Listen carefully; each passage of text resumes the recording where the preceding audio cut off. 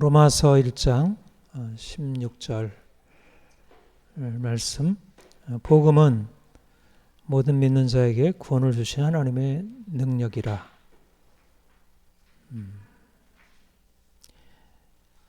복음은 모든 믿는 자에게 능력이라 하셨습니다. 우리가 복음을 통해서 예수 그리스도를 믿는다는 것은 하나님의 능력, 우리를 구원하시는 능력을 우리의 삶에서 매일매일 경험하는 것입니다. 믿으면 구원받는다는 것은 내가 죽음 이후에 영원한 천국에 들어가는 것, 그것만 의미하는 게 아니고 예수를 믿는 그 순간부터 우리의 삶에 새로운 삶이 시작이 되는 것. 우리가 주님을 믿은 이후에 이 능력을 어떻게 경험했느냐. 말하자면 구원이라는 말이 추상적인 관념이 아니라 실제적인 삶의 능력으로 경험되었느냐. 이것이 우리가 진정한 믿음으로 살아가는지를 말해준다 할 수 있습니다. 내가 예수를 믿는데 내 삶에 변화가 없고 능력이 없고 체험이 없다면 그것은 주님을 믿는 믿음이라 온전한 믿음이라 할 수 없을 것입니다. 근데 내가 주님을 믿음으로 내 삶이 나날이 달라지고 어제와 오늘이 다르고 오늘보다 내일이 나아지고, 그러니까 주님이 나에게 다가오셔서 행하시는 일을 실제적으로 경험하는 것. 내가 예수를 믿을 때 내 인생을 하나님께서 이렇게 이끄셨구나. 또 주님이 나를 지금 이렇게 이끄시고 있구나. 그리고 앞으로 내 인생을 이렇게 이끌어 가실 것이구나. 말하자면 그 예수 그리스도를 믿는 믿음, 그로 말미암는 구원이 나의 실제적인 삶에서 경험되고 우리에게 고백이 되고, 그래서 앞으로 되어질 변화에 대해서 더 우리가 기대하게 되는 것, 이것을 우리가 믿음이라 하고 우리가 구원이라 하는 것입니다. 믿어서 구원받는다는 것은 죽음 이후에 우리 인생의 문제가 해결된다는 것만이 아니고 이 땅에 사는 동안 예수 믿기 이전과 이후가 완전히 달라지는 것, 그것이라 할 수 있습니다. 여러분, 우리가 주일날 모여서 예배하잖아요. 제가 여러분들에게 설교하고 여러분들은 저의 설교를 듣습니다. 지금 내가 설교를 여러분들에게 하고 여러분들이 설교를 듣는다는 게 뭐죠? 바로 믿는 자에게 구원을 주시는 하나님의 능력이 되는 말씀이 여러분들에게 전해지는 것이고, 여러분들이 그 설교를 듣고 그 설교를 통해서 하나님이 이렇게 내게 역사하셨구나. 지금 내게 이렇게 일하시고 있구나.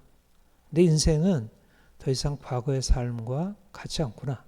이렇게 깨닫고 그 말씀이 내 삶에 심어져서 실제적으로 그 말씀을 붙들고 살아갈 때 여러분들이 집에 가서 자녀들을 세워가고 또 집안일을 하고 또 직장에서 일하는 모든 삶 가운데 구원을 주신 하나님의 능력이 실제적으로 나타나는 것을 경험하는 것. 이것이 우리가 주일날 예배하고 주의 말씀 듣고 그 말씀이 우리의 삶에 경험이 되는 것입니다. 내가 말씀을 들었는데, 내가 성경을 읽고 큐티를 하는데, 그런데 내 삶에 실질적으로 변화가 없고 능력이 나타나지 않는다면 그것은 그 복음을 내가 진정한 복음으로, 기쁜 소식으로, 내가 병들어 있는데 병에서 나을 수 있다는 기쁜 소식을 듣고 내가 그대로 따라했더니 실제적으로 병이 나았다. 이게 복음이잖아요. 내가 몰랐는데 내가 인생에 고민이 있어서 돈이 없어가지고 어떻게 하면 내 이 경제적 문제를 해결하지? 그러다가 어떻게 딱 나에게 맞는 그 문제 해결책을 내가 듣게 되었어요. 나에게 복음이 들려온 거예요. 그래서 복음을 내가 믿고 받아들이고 따라갔더니 실제적으로 그 일이 일어난 거예요. 그래가지고 오랫동안 묶여 있었던 문제가 해결이 되는 거예요. 내가 건강에 문제가 있었는데 소화가 안 되고 아무리 밥을 먹어도 이게 늘 무슨 탈이 자꾸 나고 뭐 약을 먹어도 해결이 안 되고 뭐 병원에 가서 진단을 받아봐도 특별한 대책이 없었는데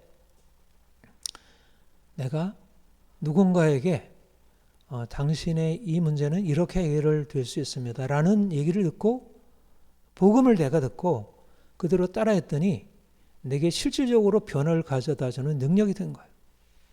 이게 바로 복음인 것이.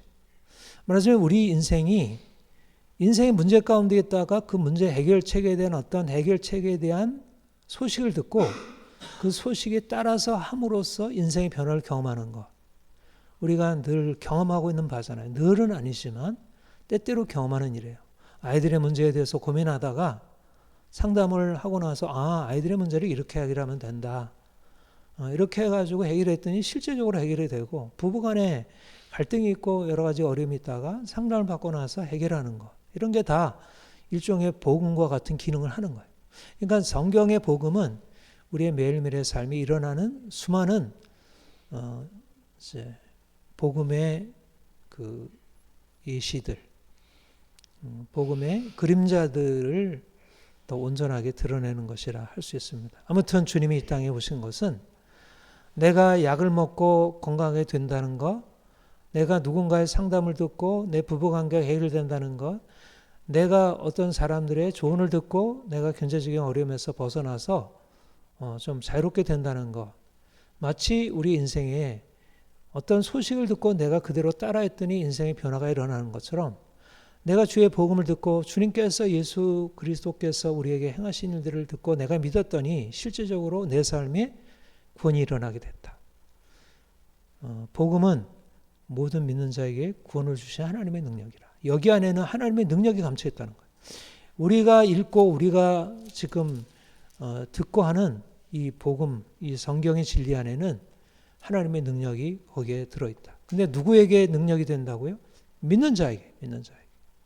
그냥 여기에 대해서 이게 문자로 읽고 그냥 읽기만 하면 실제적으로 그것이 자기에게 능력으로 경험되는 것을 알지 못하는데 믿는 자에게 구원을 주시는 능력이 된다. 여러분들이 설교를 들을 때 그 설교의 말씀을 내가 믿음으로 받아들이면 아멘하고 받아들이고 실제적으로 그 말씀을 기억하고 그대로 살아보면 삶에서 하나님의 능력을 경험하게 된다. 그러면 하나님께로부터 예수 그리스도 안에서 우리에게 베푸신 그 능력을 경험하는 사람이 어떻게 그 능력이 없이 살아가는 사람들보다 못하게 살아갈 수 있겠어요? 세상에 과학의 지식을 갖고 세상을 능력 있게 살아가는 사람들이 있고 철학의 지식을 갖고 세상을 능력 있게 살아가는 사람들이 있는데 우리가 주의 복음의 진리를 듣고 믿음으로 반응하여 우리의 삶에 구원을 주신 하나님의 능력을 경험한다면 어떻게 세상 사람들보다 못한 인생을 살아갈 수 있겠습니까? 여러분들이 성경을 읽을 때 여기 안에 내 삶을 구원하는, 내 삶을 변화시키는 엄청난 능력이 여기에 들어있다. 내가 이 능력을 경험하는 그런 사람이 되리라 생각하고 그렇게 기대함을 가지고 읽어야 해요. 이게 믿음으로 읽는 것이고요. 실제적으로 믿고 읽고 믿음으로 내가 날마다 그것을 묵상하고 그렇게 살아가게 되면 삶에 하나님의 능력이 실제하는 그런 삶을 살아갈 수 있습니다. 우리가 복음을 믿고 구원을 주신 하나님의 능력을 경험한다고 할 때 가장 중요한 것이 우리의 정체성에 대해서 새롭게 인식하는 것입니다. 내가 누구냐? 복음이 우리를 구원의 능력으로 우리를 이끌어 가시는 데 있어서 복음이 하나님이 누구신지, 하나님이 예수 그리스도 안에서 무엇을 행하셨는지를 말씀하고 또 그와 함께 우리에게 아주 분명하게 말씀하시는 것이 하나님의 사랑 안에 예수 그리스도의 구원의 은총 안에 들어있는 내가 누구인지를 내가 그리스도를 만나기 이전에 나와 내가 그리스도를 만난 이후에 내가 어떻게 달라지는지를 깨닫게 되는 것입니다. 믿음이란 하나님이 누구신지를 아는 것이고 예수 그리스도께서 나를 위해 사용하신 일을 아는 것이고 그로 말미암아 내 인생에 일어난 변화라는 것이고 그 변화의 핵심이 뭐냐면 나의 신분, 나의 존재, 나의 정체성을 바꾼 것입니다. 영접하는 자 곧 그 이름을 믿는 자에게는 하나님의 자녀가 되는 권세를 주셨으니 하나님의 자녀라는 새로운 정체성. 그런즉 누구든지 그리스도 안에 있으면 새로운 피조물이라. 이전 것은 지나갔으니 보라 새 것이 되었도다.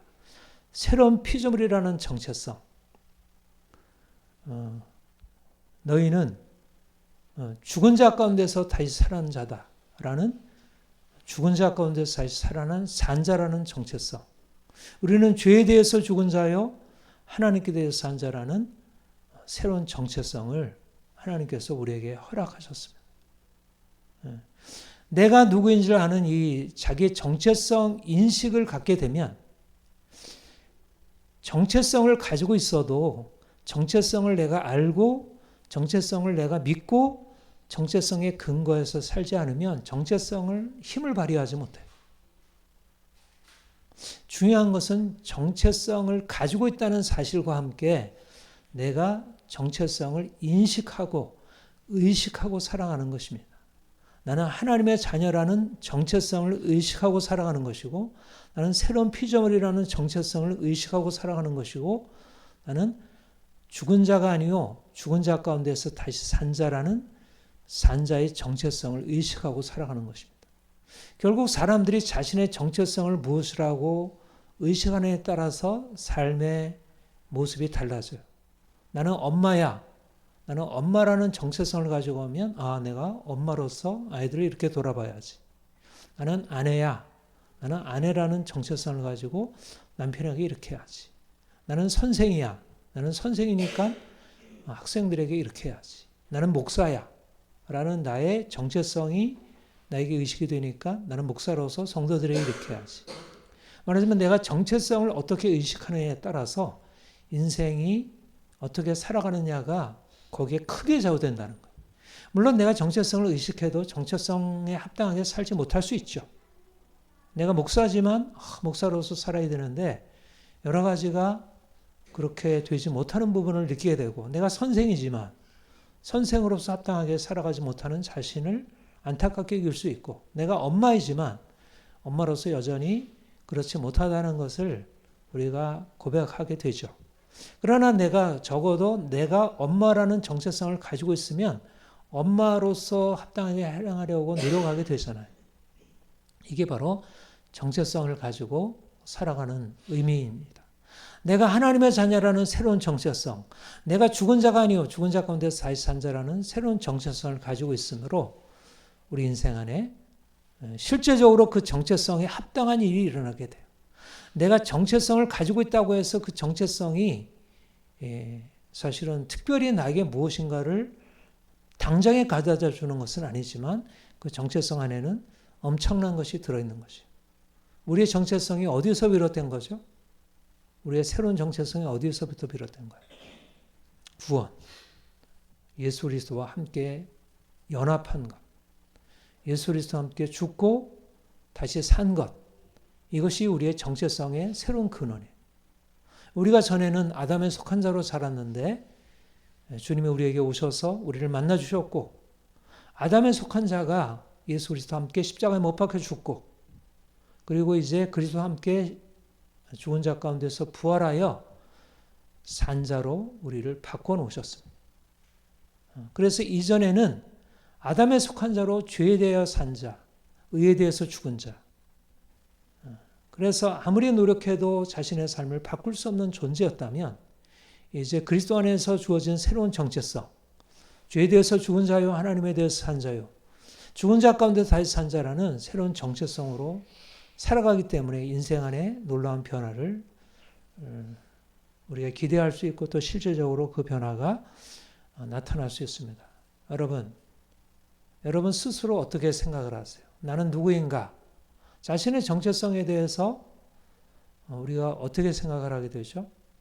우리의 정체성을 의식하게 되는 가장 중요한 근원, 원천은 다른 사람들이 나에게 해준 말들이에요. 어려서 부모가 나에게 해준 말, 선생이 나에게 해준 말, 그리고 주변에 가까운 친구들이나 주변의 이웃들이 나를 바라보고 실제적으로 나에게 말하기도 하고 또 나를 그렇게 바라보는 것을 내가 느끼기도 하는, 나를 어떻게 생각하느냐가 나의 정체성을 인식하고 그렇게 규정하게 되는 가장 중요한 원인이 됩니다. 그러니까 사람들이 우리를 바라보고 너는 누구야? 너는 이러이러한 존재야. 또 사회가 나에게 부여한 어떤 역할들이 나의 정체성을 형성하는 그 근원이 되죠. 근데 우리가 주님 만난 이후에 우리에게 주어지는 새로운 정체성은 사람들이 나에게 해주는 말이 정체성의 근원이 되는 것도 아니고 또 내가 지금 가지고 있는 어떤 사회적 지위나 역할이 정체성의 근원이 되는 것. 뭐 부분적으로 그러하긴 하지만 그것이 우리의 삶을 크게 좌우하지는 않는다는 거예요. 우리의 새로운 정체성은 하나님이 나에게 말씀하신 복음 안에서 너는 누구다 라고 말씀하시는 그 새로운 정체성이 우리를 규정하고 있는 것입니다. 그리고 바로 여기에 근거해서 자신을 다시 보기를 시작하는 것이에요. 나는 누군지에 대해서 계속 새롭게 인식하게 되는 것. 이것이 바로 우리가 그리스도 안에서 구원의 능력을 경험하는 가장 결정적인 토대가 됩니다. 사람들이 구원의 능력을 왜 삶에서 경험하지 못할까? 자신의 정체성을 바꾸지 않은 거예요. 여전히 내가 하나님의 자녀라는 정체성을 가지고 있으면서도 머릿속에는 너무 오랫동안 사람들이 나에게 말해준 그런 세상적인 가치관에 근거한 그런 정체성. 너는 돈을 이 정도 가지고 있으니까 너는 부자야. 너는 가난한 자야. 너는 공부를 많이 못했어. 공부를 많이 했어. 라는 그런 정체성으로 우리를 규정하게 되니까 우리가 그 정체성 때문에 스스로를 자랑하게 되기도 하고 그 정체성 때문에 우리가 눌리기도 하고, 그런데 우리가 세상이 나를 바라보고 내가 그전에 나를 바라보던 그러한 자기 인식으로부터 벗어나서 주님이 나를 바라보시고 주께서 주의 복음을 통해서 내게 말씀하시고 성령께서 그 복음을 통해서 나에게 끊임없이 말씀하시는 새로운 정체성으로 나를 바라보고 그렇게 살아가게 되면 인생 안에 하나님의 능력이 실제적으로 그 정체성에 합당한 놀라운 변화의 능력이 나타나게 된다는 것입니다. 우리가 이번 달에 로마서 6장 12절부터 18절 함께 상고하면서 새로운 정체성에 대해서 우리가 여러 가지를 살피게 되었습니다. 특별히 오늘 본문 17절, 18절 우리 같이 한번 다시 읽겠습니다. 시작. 하나님께 감사리로다. 너희가 본래 죄의 종이더니 너희에게 전해준 바 교훈의 본을 마음으로 순종하여 죄로부터 해방되어 의에게 종이 되었느니라. 여기 두 가지 정체성이 나오고 있습니다. 하나는 주의 종, 하나는 의의 종. 전에는 우리가 죄의 종이라는 정체성을 가지고 있었는데 이제 주의 은혜로 말미암아 복음이 우리에게 주어지면서 우리 인생 안에 새로운 변화가 일어나고 그래서 의의 종이라는 새로운 정체성이 생기게 되었다는 거죠. 그게 어떻게 가능하게 되었죠? 그리스도와의 연합입니다. 그리스도를 믿음으로 그리스도와 함께 세례를 받아 장사됨으로 말미암아 내가 이전의 나의 아담적인 정체성이 이제 사라지고 죄 아래에서 종로타고 사망 아래에서 종로를 하는 아담적인 정체성이 이제 사라지고 이제는 새로운 그리스도의 통치 아래서 은혜의 왕노릇 안에서 하나님께 대해서 산 자, 죽은 자 가운데서 다시 산 자라는 새로운 정체성, 의의 종이라는 새로운 정체성으로 살아가게 되었습니다. 여러분, 우리의 정체성의 근원이 뭐라고요? 나의 혈통, 나의 신분, 사회적인 조건? 이게 우리의 정체성의 근원입니까? 물론 우리의 이 정체성을 다 벗어버린 것은 아니에요. 우리가 이 땅에 사는 동안 여전히 우리는 육체로서 가지고 있는 그런 정체성을 가지고 있고 또 거기에 맞춰서 살아가야 할 부분이 있어요. 여전히 가정에서 엄마로서, 주부로서, 직장에서 내가 맡은 일을 하고 그리고 사회적인 역할을 감당하는 그런 정체성이 있어요. 그러나 보다 더 근본적인 정체성은 내가 그리스도를 믿음으로 말미암아 그와 연합하여 내 안에 일어난 영적인 새로운 정체성. 아담에 속해서 죄의 종이었고 사망의 종이었던 이전의 정체성으로부터 이제 벗어나서 그리스도와 연합하여 의의 종, 이제 생명 안에서 왕노릇하는 새로운 하나님의 자녀라는 새로운 정체성을 가지게 되었습니다. 여러분, 그러니까 우리가 경험적으로 보면 예수를 믿고 난 이후에 우리의 삶에 그렇게 뚜렷하게 다른 사람이 명확하게 볼 수 있을 만큼 그런 변화가 일어난 건 아니잖아요. 그러니까 우리가 가지고 있는 정체성이 그렇게 명시적으로 증명된 건 아니에요. 그러니까 자꾸 그 정체성에 대한 것을 놓치게 돼요. 내가 엄마라고 하는 정체성, 내가 남편이라는 정체성은 우리의 매일매일의 삶에서 나타나는 거잖아요. 그 정체성을 가지고 살아가는 게 너무나 분명해요. 그러나 내가 죄로부터 해방된 의의 종이라는 사실은 우리의 경험과 우리의 삶의 실제적인 어떤 우리의 삶의 방식에 있어서 그렇게 드러나 있질 않아요. 그러니까 자꾸 놓치게 된다는 거예요. 그러니까 우리가 어디서 붙잡을 수 있어요? 말씀을 계속 붙드는 것입니다. 주님이 우리에게 말씀하시는 것을 통해서 우리 자신을 새롭게 인식하는 것입니다. 여기 17절 그렇게 말씀했죠. 하나님께 감사드리다 너희가 본래 죄의 종이더니 너에게 전해준 바 교훈의 본을 마음으로 순종하여 죄로부터 해방되어 의에게 종이 되었느니라. 야, 하나님이 나에게 이 놀라운 일을 하셨다. 나는 죄의 종이었는데, 내가 노예였는데, 내가 예수 그리스도께서 나를 위해서 행하신 것을 내가 믿고 순종했더니 내가 의의 종이 되었구나. 이 놀라운 사실, 이 영적인 사실이 믿어지고 이게 감사로 받아지고, 야, 하나님이 이 엄청난 일을 내게 하셨네. 아, 나는 이제 더 이상 이전 사람이 아니네. 나는 새로운 피조물이네. 나는 자유인이고 나는 더 이상 노예가 아니네. 나는 세상의 죄의 종으로 타는 그런 죄의 종이 아니라 그리스도 안에서 주께 순종하는 순종의 종, 의의 종이네. 네. 너무나 놀라운 변화가 우리 안에 일어난 것입니다.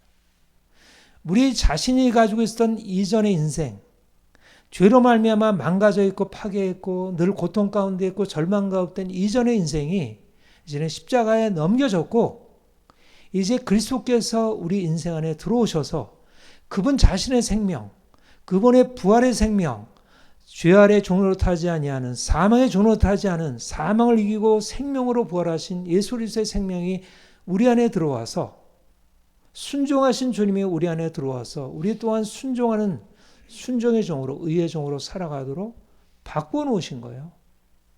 네. 나쁜 나무가 좋은 나무로 바뀌어진 것입니다. 존재론적인 변화가 일어난 거예요. 존재적인 변화가 일어난 거예요. 우리의 단지 의식의 변화, 생각의 변화만이 아니라 우리가 믿음으로 받아들이는 그 믿음이라는 것은 단지 생각으로 앞으로 내 인생 이렇게 바꿔야지. 내가 좀 내 인생을 조금 더 인간답게 내가 사람들에게도 좀 인정받는 방식으로 내가 바뀌어야지라는 우리의 생각의 변화가 아니고요. 실질적으로 존재 변화가 일어나는 거예요. 여러분, 존재 변화는 내 의식에 의해서 바뀌지나요? 바뀌지 않나요? 응? 존재 변화는 내 의식에 의해서 바뀌지 않아요. 존재 그 자체는 바꾸기 어려운 거예요. 내 생각은 사실은 여러분들 요즘 자기개발서에서 그런 얘기 하잖아요. 생각이 바뀌면 인생이 바뀐대. 존재가 바뀐다. 어느 정도는 타당한 말이지만 존재가 인간을 근원적으로 바꾸지 못해요. 내가 신이 되겠다고 해서 나는 신이야. 날마다 마인드 컨트롤 해가지고 거울 앞에서 너는 신이야. 너는 세상을 지배할 수 있어. 너는 왕이야. 너는 공주야. 아무리 마인드 컨트롤 해도 그게 내 자신의 존재를 바꾸지 않아요. 존재는 그렇게 쉽게 바뀌는 게 아닙니다. 우리의 생각은 사실은 바꿀 수 있는 한계가 있어요.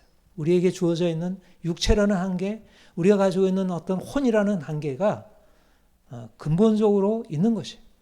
존재 자체를 바꾸는 것은 우리의 생각이 아니라 내 바깥에 나보다 크신 창조주 그분이 와서 내 존재를 만드신 그분이 내 존재를 바꾸는 거예요. 내가 원래 육에 속한 자, 내가 원래 푸시케 혼에 속한 자였는데 혼에 속한 자를 영에 속한 자로 예수 그리스도와 함께 죽고 그리스도와 함께 신령한 자로 바꾸는 그것은 내 자신이 하는 일이 아니라 하나님이 그리스도 안에서 우리에게 행하신 일이고 내가 믿음으로 받아들여서 내 안에 일어난 사실이에요. 내가 아무리 생각을 통해서 내 인생을 낫게 만들려고 해도 존재 자체를 바꾸지 못하고 아담에 속해 있는 자 그리고 죄의 종, 사망의 종이라는 그 존재를 바꾸지 못해요. 그런데 그리스도께서 우리에게 오셔서 복음을 들려주시고 복음 안에서 나의 존재를 인식하게 될 때 그 인식은 존재를 바꾸는 거예요. 이게 다른 것입니다. 우리가 말씀을 믿고 말씀 안에서 내 자신이 의식하고 그것에 근거해서 생각하는 거랑 내가 스스로 어떤 철학이나 심리학이나 뭐 다른 사람의 얘기를 통해서 내 자신을 생각하는 것은 같지가 않아요. 생각이 바뀌어지는 것은 그 생각의 근원이 하나님께로부터 난 생각이 내 존재를 바꾸는 거지 세상으로부터 난 혼으로부터 난 생각은 인생의 존재를 바꾸지 못합니다. 주님이 우리에게 주신 새로운 정체성, 죄의 종이 아니라 의의 종이라는 새로운 정체성은 철학도 종교도 과학도 줄 수 없는 하나님께로부터 오는 새로운 진리가 우리 안에 낳은 새로운 변화입니다. 그러니까 이 사실이 엄청난 거죠. 우리가 이것을 의식하고 우리가 이걸 생각하면 생각하지 못하면 어떻게 되겠습니까? 그게 사라지나요? 사라지지 않나요? 그 사실은 사라지지 않아요. 내가 의의 종이라는 사실은 사라지지 않아요. 내가 주를 믿음으로 말미암아 주와 연합한 자는 의의 종이라는 사실은 사라지지 않아요.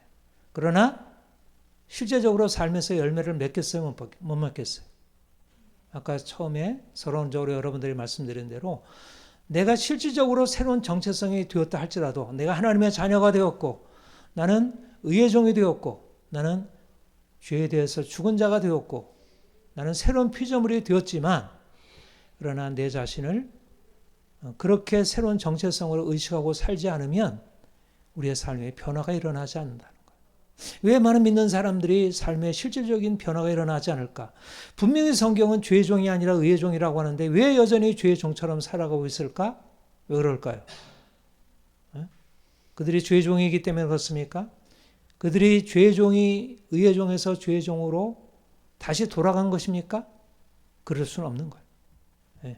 하나님께서 한번 죄의 종에서 의의 종으로 바꾸셨는데 의의 종이 죄의 종으로 바뀌는 일은 없어요. 하나님께서 주신 생명은 그렇게 왔다 갔다 하는 게 아닙니다.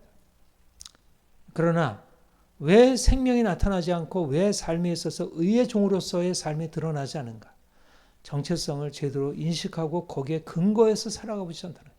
그거를 내가 날마다 의식하고 그것을 붙들고 살아가야 하는데 그것을 우리의 삶에서 그것을 적용하지 않는 거예요. 이게 바로 11절에 나온 말씀이에요. 예수를 믿는데도 여전히 변화가 없는 거. 여전히 예수를 믿는데도 분노가 있고 여전히 예수를 믿는데도 미움이 있고 여전히 예수를 믿는데도 세상 정욕이 있고 세상 탐욕이 있고 왜 그럴까? 이것은 바로 주께서 우리에게 행하신 일들을 믿고 인정하고 그것을 우리의 삶에 적용하지 않는 것. 우리 11절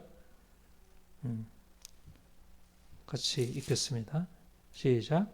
이와 같이 너희도 너희 자신을 주에 대하여는 죽은 자요 그리스도 예수 안에서 하나님께 대하여는 살아있는 자로 여길지어다.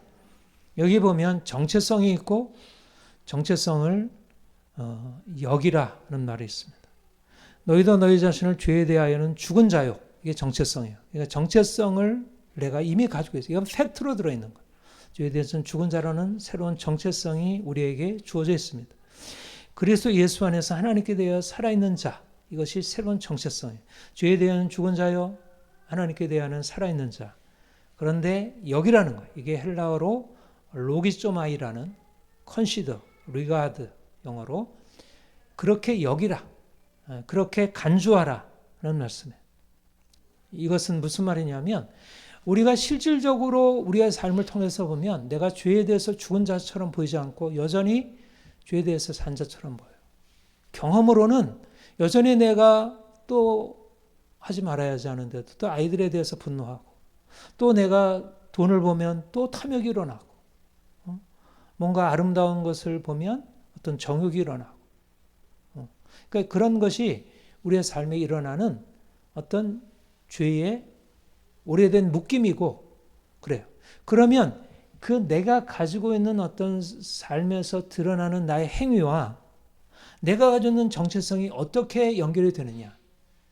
보통은 내가 드러내는 행위를 가지고 내 그것에 근거해서 나를 그렇게 규정하고 나를 정체성을 그것으로 바라봐요.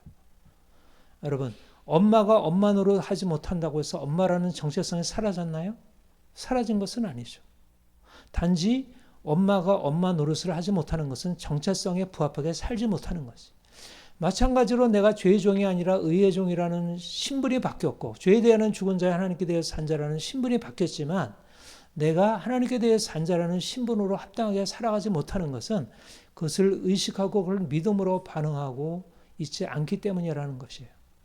여러분, 아까도 말씀드렸지만 왜 우리의 삶에서 하나님이 우리에게 주신 새로운 정체성이 능력으로 나타나지 못하고 구원이 능력으로 경험되지 못할까? 그것은 바로 우리의 정체성이 보이지 않는 정체성이기 때문에 그렇습니다.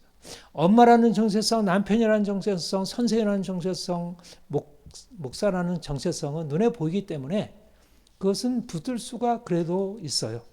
그런데 내가 죄에 대한 죽은 자여 하나님께 대하여 산 자, 내가 죄의 종이 아니라 의의 종이라는 이 새로운 정체성은 눈에 보이지 않는 거예요. 그리고 경험과 오히려 반대로 보여요. 그러니까 자꾸 거기에 걸려 넘어지는 거예요. 아, 또 실패했구나. 넘어졌구나. 그런데 중요한 것은 뭐냐면 내가 정체성에 부합하지 못한 나의 행위가 나타나게 될 때 경험적으로 볼 때 내가 여전히 죄의 종인 것 같이 그렇게 여겨질 때 이때 중요합니다. 이때 해석을 잘해야 돼. 이때 내 자신의 정체성은 여전히 굳건하게 있다는 거예요. 하나님의 자녀라는 정체성, 나는 의의 종이라는 정체성, 나는 죄에 대해 죽고 하나님께 대해 산 자라는 새로운 정체성은 변함없이 우리에게 든든히 있다는 거예요. 그러면 내가 실패하고 넘어진 자리에서 무엇을 붙들어야 돼요? 실패하고 넘어진 그것을 붙들고 거기에 대해서 낭망하고 쓰러지고 그것을 어떻게 여기서 벗어날까? 그렇게 노력하게 되면 거기서 벗어나는 게 아니라 그게 율법 아래로 들어가는 거예요. 지난 시간에 여러분들의 말씀대로 율법 아래에 있는 것과 은혜 아래에 있는 것의 가장 큰 차이는 율법 아래에 있는 사람들은 그 죄의 모습에 대해서 나 자신의 능력으로 노력으로 그것을 바꾸려고 노력을 해요. 여러 가지 이렇게 저렇게 이렇게 하지 마 저렇게 하지 마라고 하는 것을 듣고 거기에 대해서 내가 혼으로 반응하는 거예요. 나의 의지를 가지고 반응해서 그걸 고쳐가려고. 그것은 죄의 종으로서 나의 의지는 결코 나 자신을 바꾸지 못합니다. 내 존재가 죄의 종인데 어떻게 거기서 의를 행할 수 있겠어요? 내 존재가 의의 종이기 때문에 의를 행하는 것이고 내가 의인이기 때문에 의를 행하는 거지 내 존재가 내 자신이 이끌어가지 못하면 내 정체성이 나를 끌어가지 못하면 나는 결코 삶의 변화를 이뤄내지 못해요. 그러니까 우리가 오히려 우리의 삶에 실패가 있을 때마다 우리에게 무엇이 상기되어야 하냐면 내가 실패를 바라보고 넘어질 게 아니고 하나님이 나에게 주신 새로운 정체성으로 내가 붙들고 이것을 넘어가리라. 내가 속지 아니하리라. 사단은 자꾸 공격을 해요. 네가 또 넘어졌잖아. 여전히 너는 안 바뀌어. 너는 뭐가 되겠어. 이게 얼마나 오래된 건데. 예? 심리학에서도 말하잖아. 어디서 한번 이렇게 결정되면 그렇게 바뀌지 않는 거라고. 사람들은 다 경험적으로 다 그렇게 말해. 뭐 예수 믿는 사람들 봐. 얼마나 바뀌겠어. 안 바뀐다고. 그리고 너도 얼마나 많은 수고를 하고 애쓰고 했지만 여전히 안 바뀌잖아. 이렇게 해서 사단이 우리를 공격하는 것입니다. 그리고 나의 오래된 어떤 생각, 그리고 세상이 심어준 어떤 그런 고정관념들이 나를 자꾸 그런 식으로 바라보게 하면 내가 바뀌지 않는 거예요. 생각이 우리를 바꾸지 못합니다. 세상에 그 많은 어떤 씨름들이 우리를 바꾸지 못해. 인간의 어떤 내면에 심겨진 이 죄 세력은 쉽게 처리될 수 있는 게 아니에요.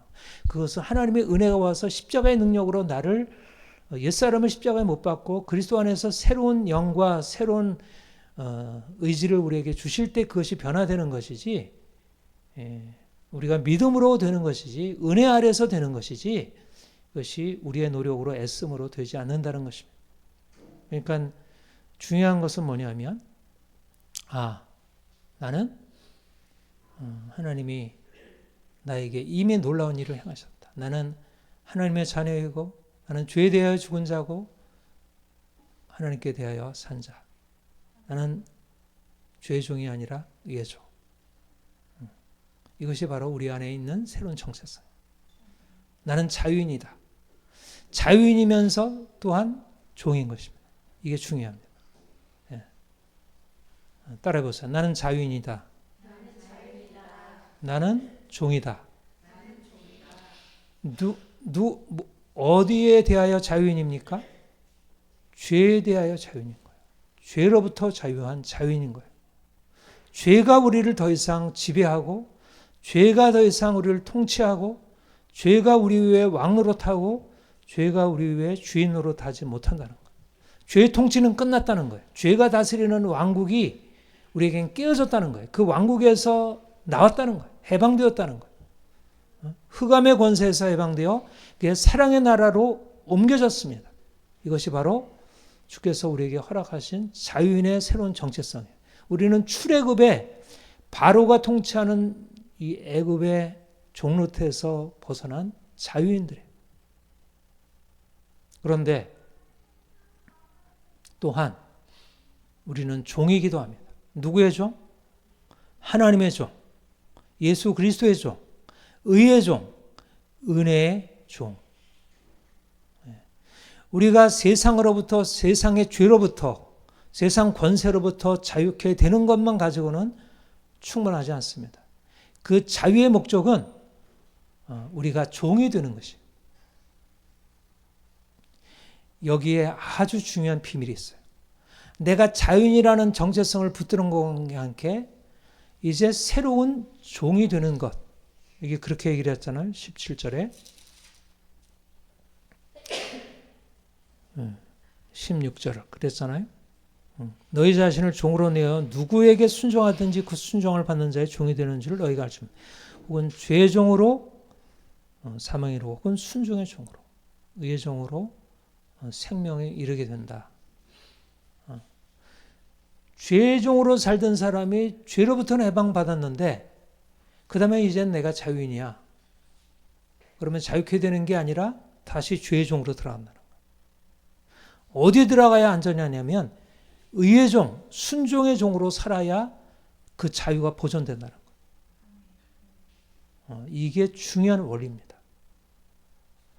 내가 예수 그리스도로 말미암아 더 이상 정죄도 없고 더 이상 죄도 나를 더 이상 지배하지 못한다는 믿음을 갖고 이제는 죄로부터 자유를 누리려면 견고한 울타리가 필요한데, 그것이 그리스도의 통치 아래, 그리스도께서 다스리는 율법의 통치 아래서 살아가야 한다는 거예요. 은혜가 다스리는 곳, 은혜 아래서 우리가 말씀에 순종하는 순종의 삶을 살아가야 그것이 우리의 삶을 온전한 자유로 이끌어간다는 거예요. 여기에 우리가 이전에 종로하던, 죄의 종로하던 우리 인생이 이제는 죄에게서 해방되어 의에게 종이 되어 의에게 종로하는 그런 인생으로 살게 되었다.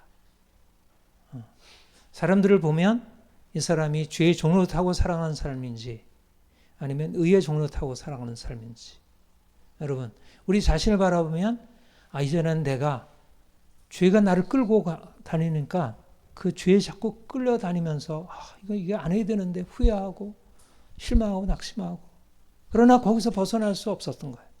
근데 주님께서 우리에게 찾아오셔서 우리를 죄에서 해방시키고 이제 새로운 종, 우리에게 새로운 순종의 대상을 허락하셨는데, 하나님 예수 그리스도 그가 말씀하시는 그의 율법, 그 계명에 순종하는 삶으로 우리를 바꿔놓으신 거예요. 이제는 우리는 이전에 순종하던 사역, 몸의 사역에 순종하지 말고, 우리가 죄의 종일 때는 무엇에 순종하고 살아갔어요? 몸의 사역, 육체의 욕망에 순종하고 살아간 거예요. 에피도미야. 내 안에 있는 욕망, 내가 하고 싶은 것, 세상이 나에게 보여주는 그것. 하와가 선악 알게나 하는 나무의 열매를 보고 보암직하고 먹음직하고 지혜롭게 할 만큼 탐스러운 그를 보고 그 안에 욕망이 일어나서 그 욕망에 따라 행함으로 그 인생이 죄에 빠지고 그래서 결국은 사망에 이르게 되는.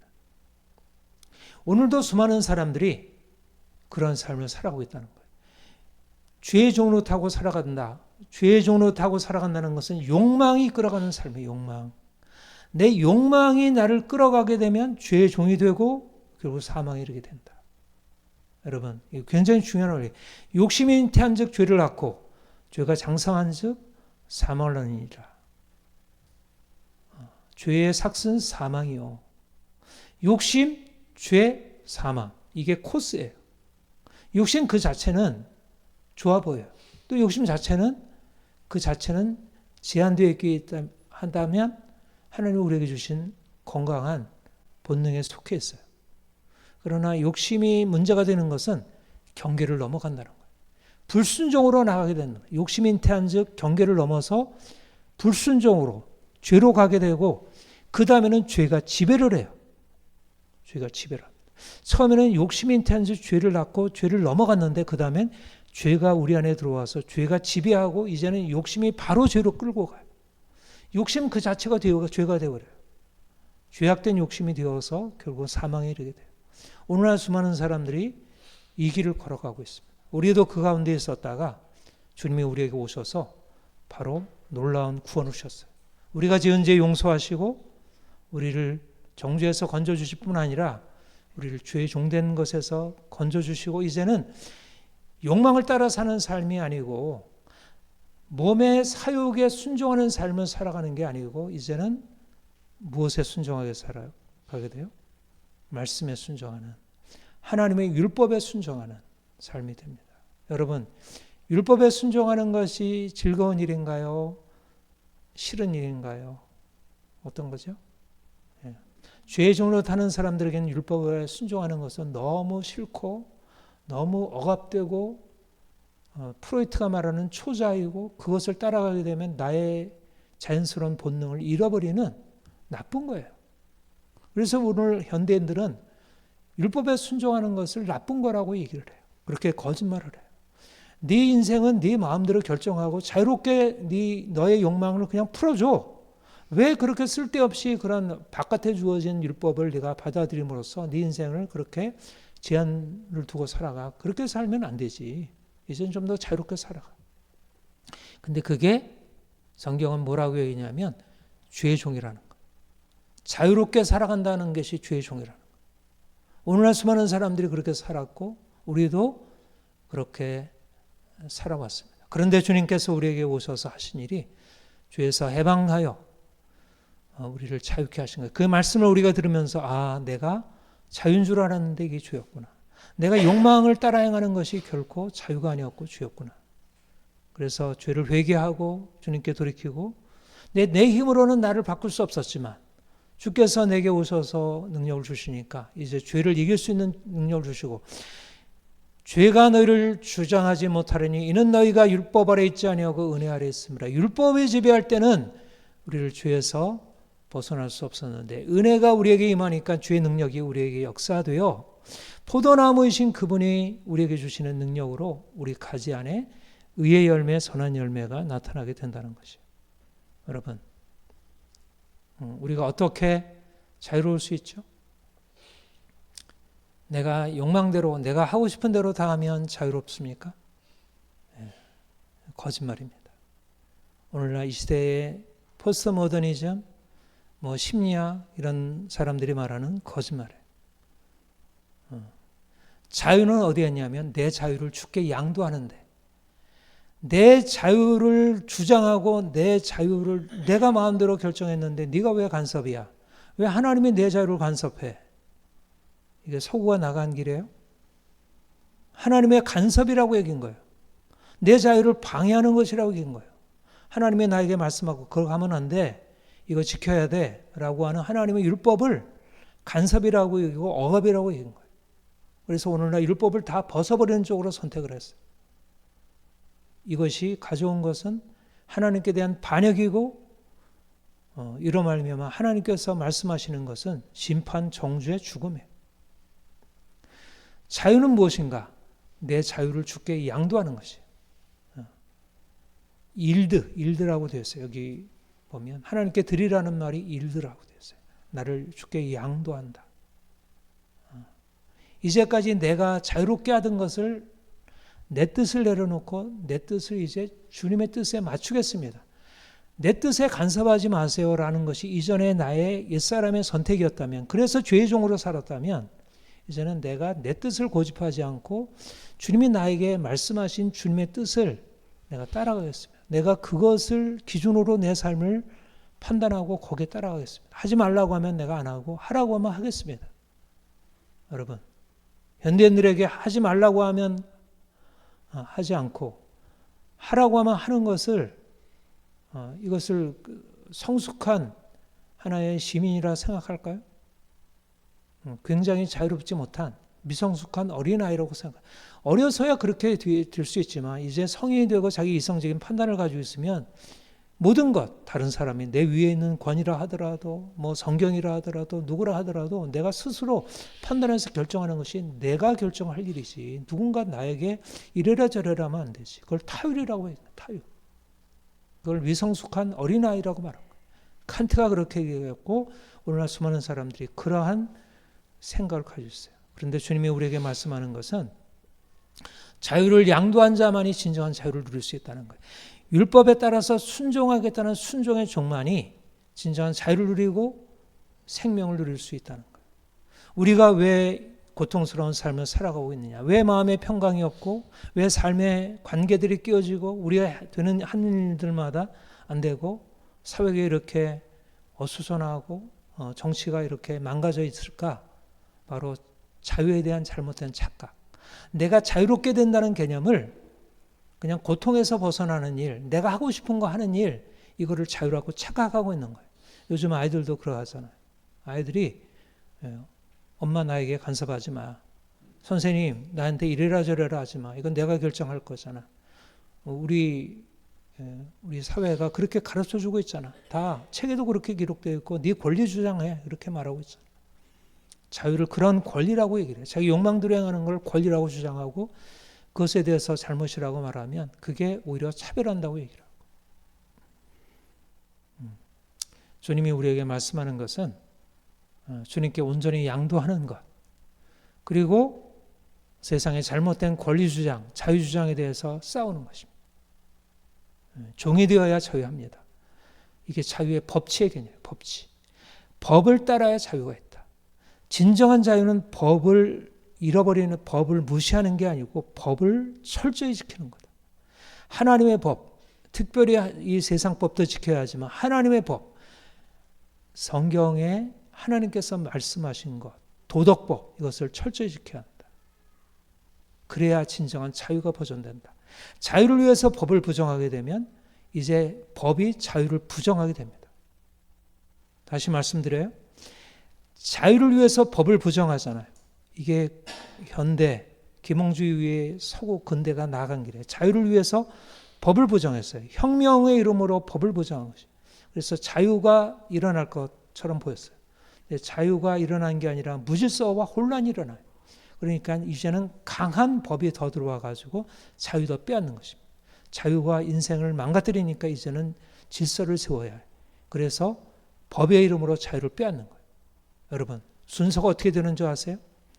자유를 위하여 법을 부정하고 그리고 법의 이름으로 자유를 부정하는, 이게 서구가 나간 길이에요. 이게 바로 사람들이 욕심이 잉태한 즉 죄를 낳고 죄가 장성한 즉 사망에 이르니라는 이 성경의 진리를 오늘날 현실이 증명하고 있어요. 그러니까 우리의 삶에서 중요한 것은 뭐냐면 온전한 죄로부터의 자유를 누려야 하고, 자유는 내가 욕심대로 하는 게 자유가 아니라 죄로부터의 자유가 자유이고, 죄로부터의 자유를 온전히 우리의 삶에서 정착시키려면 하나님께서 말씀하시는 계명, 율법에 온전히 순종하는 것. 이것이 바로 아주 중요한 진리입니다. 이것은 우리가 그리스도인들이 하나님 앞에서 해야 할 삶의 길이기도 하지만 이 시대를 향하여 우리 다음 세대를 가르쳐야 할 방향이고 또 나라, 사회, 정치가 이 방향으로 가야 돼요. 이 원리는 똑같아요. 이 원리는. 하나님의 말씀의 원리는 단지 그리스도인들에게만 적용되는 게 아니라 가정에서도 적용되고 직장에서도 적용되고 사회에 적용되고 나라에 적용되고 전 세계 국제 관계에서도 적용되는 것이에요. 주님은 우리에게 오셔서 순종의 삶을 사셨어요. 죽기까지 순종하셨어요. 로마서 5장 19절 한 사람이 순종하지 아니함으로 많은 사람이 죄 있는 것 같이 한 사람이 순종하심으로 많은 사람이 의인이 되리라. 아담은 불순종의 대표자예요. 예수님은 순종의 대표자이시죠. 아담에 속한 자들의 삶의 방식은 하나님의 법을 불순종하고 자기의 욕망대로 죄의 종이 되어 살아가는 것입니다. 불순종이라는 것은 곧 죄이고 그것은 결국 죄의 종으로 나가게 하고 죽음으로 끌어가요. 그런데 예수님께서 우리에게 오셔서 우리를 살리시는데 그 살리시는 삶의 방향이 어떤 방향이냐면 순종이에요. 순종. 그분은 순종하는 삶을 사셨고 죽기까지 순종하셨어요. 그리고 너희도 나와 같이 죽기까지 순종해라. 그러면 내가 너에게 생명 주고 영광 주리라. 여러분, 세상은 어리석게 보는 길입니다. 자기 자유를 위해서 이제까지 순종하던 거 다 벗어버리고 불순종을 살아가라. 이 불복종, 시민 불복종.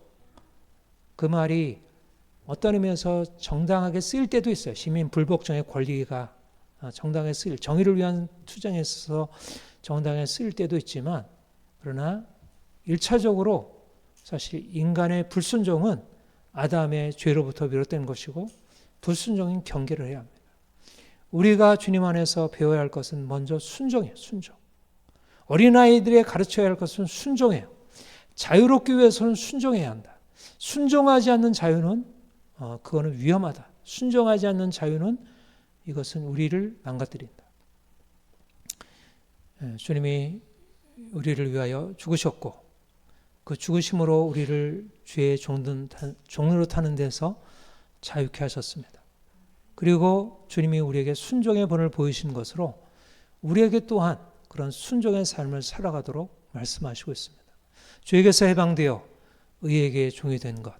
이것은 바로 우리가 아담에 속해 있다가 이제는 예수님에 속한 자로 살아가는 것이고 이제는 아담적인 삶, 죄의 종으로 타고 사망의 종으로 타는 삶에서 벗어나서 의의 종으로 타고 생명 안에서 왕으로 타는 새로운 인생으로 바뀌는 것입니다. 주님이 우리에게 행하신 이 놀라운 역사, 자유인으로 살아가자. 더 이상 죄에게 종으로 타지 말자. 이제는 온전히 하나님께 순종하는 종으로 살아가자. 내 뜻, 내 생각, 내 고집 내려놓고 철저히 주님께 순종하며 살아가자.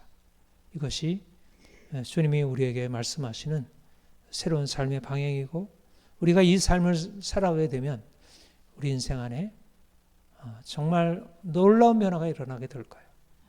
이게 바로 복음이 믿는 자들에게 주시는 구원의 능력이에요. 믿는 자들에게는 이 구원의 능력이 나타난다는 거예요. 죄의 종된 자들이 죄에게서 벗어나서 자유케 되어 의의 종이 되어 하나님께 순종하고 율법에 순종하고 사람들을 사랑하고 그리고 사람들에게 친절하고 사람들을 섬기고 세상을 평화롭게 만드는 그러한 놀라운 인생을 살게 된다는 것입니다. 여러분, 이 구원의 능력, 우리를 자유케 하시는 이 구원의 능력이 여러분들의 삶에서 날마다 경험되고 더 온전하게, 더 풍성하게 경험되고 나타나기를 축복합니다. 기도하겠습니다. 하나님 아버지, 우리가 주를 알지 못했을 때 죄의 종으로 살아왔습니다. 주님이 우리에게 찾아오셔서 우리에게 죄의 복음 들려주시고 그 안에 하나님의 행하신 놀라운 은혜를 깨닫게 하시고 또 우리 자신이 얼마나 추한 죄인이었는지 우리 인생이 얼마나 비참했는지 주께서 가르쳐 주시고 또 이제 주님 안에서 새로운 인생을 우리에게 보여주시니 감사합니다. 더 이상 죄의 종이 아니라 의의 종이라 말씀하시니 감사합니다. 더 이상 죄로 인하여 죽은 자가 아니고 주와 함께 죽고 다시 산 자 되게 하셨음을 감사드립니다. 날마다 우리에게 주신 새로운 정체성, 의의 종이라는 새로운 정체성에 부합하게 순종하여 주께서 주시는 복을 받아 누리는 삶 살아가게 하옵소서. 많은 사람들이 자유의 이름으로 죄악을 행하고 그러면서도 스스로 부끄럽게 여기지 않는 너무 악하고 음란한 세대를 만나고 있습니다. 주님, 우리에게 오셔서 주의 빛을 비춰주시고 우리 인생이 이제 주 안에서 진정한 자유를 누리고 세상을 향하여 주의 빛 비추게 하옵소서. 감사드립니다. 예수님의 이름으로 기도합니다. 아멘.